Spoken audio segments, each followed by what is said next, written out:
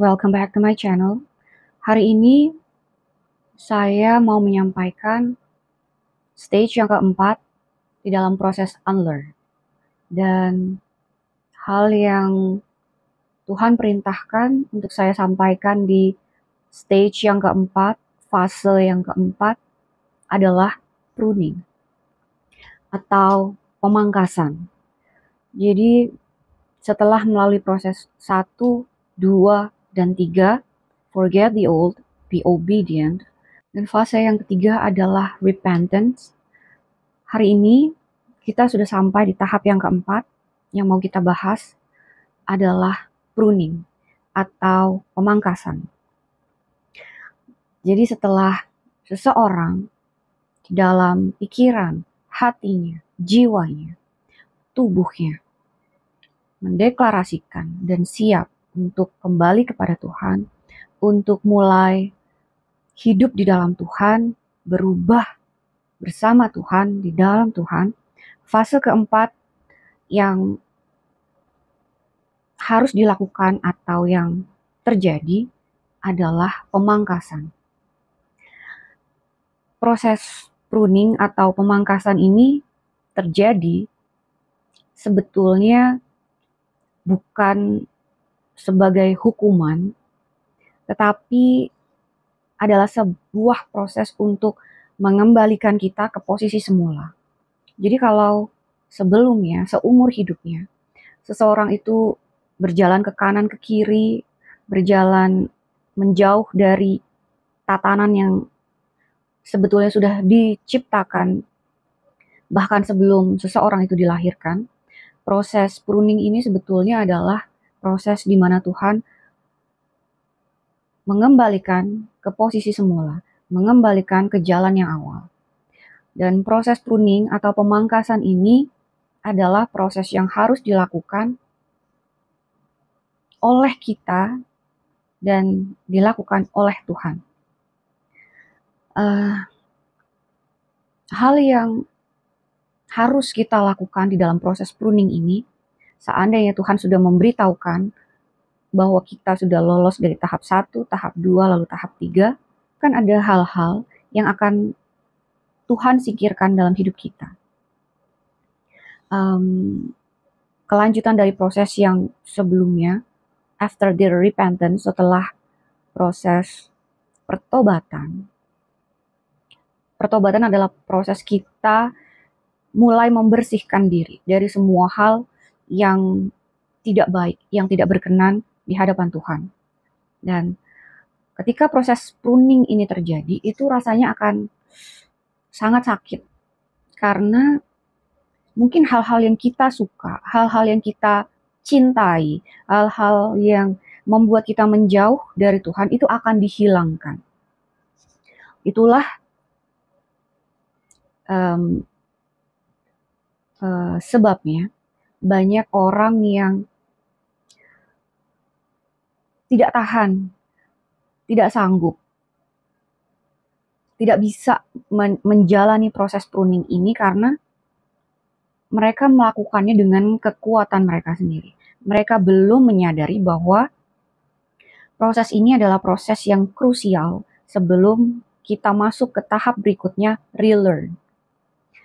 Hal-hal apa yang mungkin akan dihilangkan oleh Tuhan? Banyak hal. Bisa jadi orang-orang yang kita cintai akan diambil oleh Tuhan. Diizinkan untuk pergi. Pergi bisa jadi banyak hal. Bisa jadi meninggalkan kita, betrayal, pengkhianatan oleh teman, sahabat, keluarga, siapapun. Atau bisa jadi adalah keuangan. Orang-orang yang dulunya materialistis, berpegang pada kemampuan finansial mereka, mungkin Tuhan akan mengizinkan ekonomi mereka ambruk. Ekonomi mereka drop. Yang dulu kuat secara finansial menjadi sangat lemah secara finansial. It happens for a reason. Kalau kita sadar bahwa apapun yang terjadi dalam hidup kita adalah cara Tuhan memproses kita, sebetulnya akan memudahkan kita untuk menjalaninya. Kalau kecanduanmu membuatmu menjauh dari Tuhan, Tuhan akan memerintahkanmu untuk menghilangkannya. Kecanduan itu bisa bermacam-macam. Bisa judi, game, makanan, minuman, aktivitas-aktivitas, sering keluar rumah, tidak pernah di rumah, apapun itu yang membuat kita menjauh dari Tuhan akan dihilangkan, suka atau tidak suka, mau atau tidak mau. Di fase pruning ini, ada hal-hal yang harus kita pahami. Yang pertama, meskipun terasa seperti hukuman atau ketidakadilan, ini adalah proses untuk melengkapi kepatuhan kita kepada Tuhan. Artinya di fase ini, kita tidak bisa lari, tidak akan pernah bisa ke ujung dunia manapun. Tidak akan bisa. Yang bisa kita lakukan adalah menyelaraskan diri dengan kehendak Tuhan. Pruning adalah sebuah proses untuk melengkapi fase unlearn. Jadi dari fase 1, 2, 3, 4 pada fase unlearn, pruning adalah proses yang sangat penting untuk pembersihan diri kita, hidup kita sebelum masuk kepada fase relearn. Kita harus melakukan hal-hal yang Tuhan perintahkan untuk kita hilangkan. Apapun itu. Dan suka tidak suka, mau tidak mau, kalau kita ngeyel, semakin kita berkeras untuk lari dari proses ini, akan semakin banyak hal yang diizinkan terjadi yang membuat kita tidak nyaman. Dan hal yang bisa diizinkan untuk terjadi, ketidaknyamanan itu bisa dari berbagai aspek. Mulai dari hubungan, keuangan, finansial, kesehatan, pekerjaan, rumah tangga, apapun. Semua yang tidak nyaman bisa diizinkan untuk terjadi, bukan untuk menghukum kita atau membuat kita menderita, tetapi sesungguhnya ini adalah proses untuk kita belajar. Belajar untuk lebih mendengar Tuhan, belajar untuk memahami Tuhan, belajar untuk memiliki iman yang benar kepada Tuhan.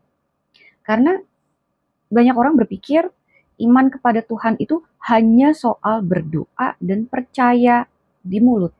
Oh iya, aku percaya Yesus Tuhanku. Oh ya, aku percaya Allah Bapa di surga, Yesus dan Roh Kudus. Di proses pruning ini, kita akan mulai menyelaraskan iman kita dengan kebenaran Tuhan yang sejati. Bahwa iman yang sesungguhnya adalah berjalan di mana kita tidak tahu apa yang akan terjadi, tetapi kita tahu Tuhan membawa kita dengan cara yang benar, di jalan yang benar, untuk sampai pada tujuan yang benar. Memang tidak mudah ketika hal yang menyakitkan, hal yang tidak menyenangkan diizinkan terjadi. Seseorang bahkan harus merasakan untuk makan saja susah, di mana dulu dia menyombongkan kekayaannya. Seseorang yang lain lagi harus merelakan anak-anaknya mati, di mana dulu mereka sangat menyombongkan apa yang dimiliki oleh anak-anak mereka. Di seseorang yang lain, kesehatannya harus diambil. Ia harus dipaksa tidak berdaya di tempat tidurnya. Masih banyak lagi hal-hal yang diizinkan untuk terjadi, yang tujuannya adalah memposisikan ulang baik tubuh, jiwa, roh kita, pikiran, dan hati kita. Semuanya selaras dengan kehendak Tuhan. Proses ini adalah proses untuk mematangkan iman kita.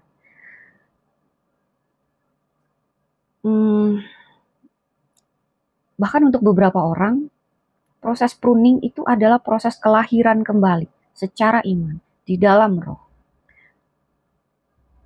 Yang mungkin dulu iman mereka hanya sebatas aktivitas rohani, hanya sebatas agamawi, hanya sebatas rutinitas-rutinitas.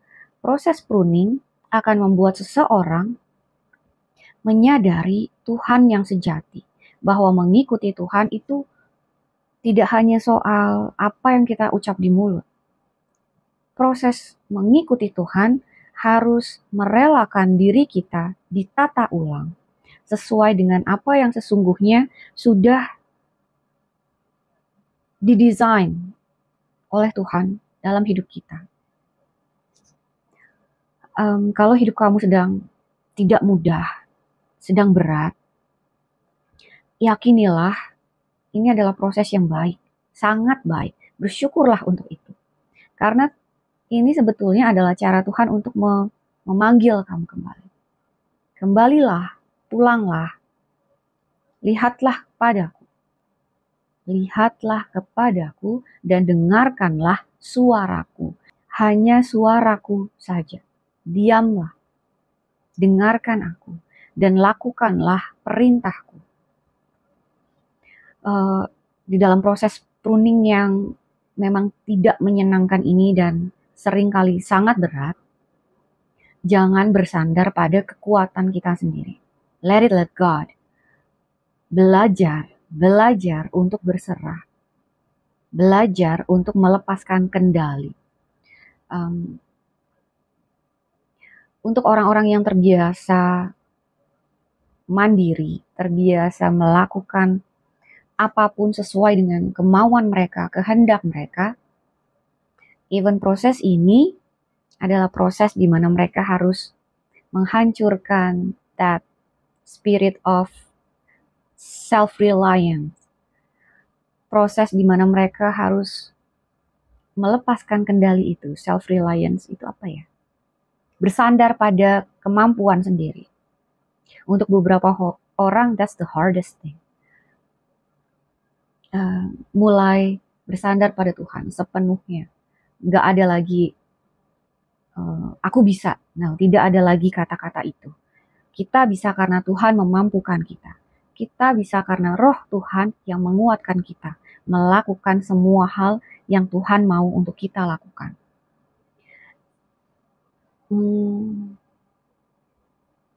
Tidak banyak, tetapi semoga hal ini bisa membantu mengubahkan sudut pandang kita mengenai cara Tuhan bekerja dalam hidup kita. Dan di fase ini, kuatkan hatimu, kuatkan tubuhmu, kuatkan jiwamu, kuatkan rohmu. Kembalilah pada Tuhan, minta Tuhan yang melakukan. God bless you.